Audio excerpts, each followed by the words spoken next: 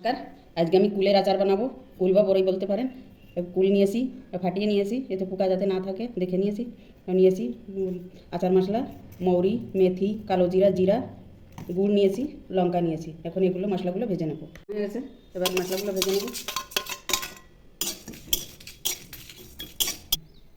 এবার সরষের তেল দিয়ে দেবো কড়াইতে, অল্প তেল দিলাম, কুলগুলো দিয়ে দেবো।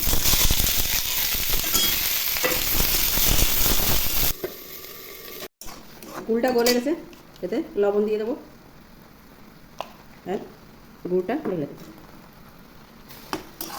একটু ঢেকে দেবো। গুড়টা ভালো করে কুলের সঙ্গে মিশিয়ে গেছে, এবার নামিয়ে নেব। কুলের আচারটা বানানো হয়ে গেছে, আর ঠান্ডা করে বাটিতে ঢেলে নিয়েছি। এবার পিষে রাখা মশলাটা দিয়ে দেবো।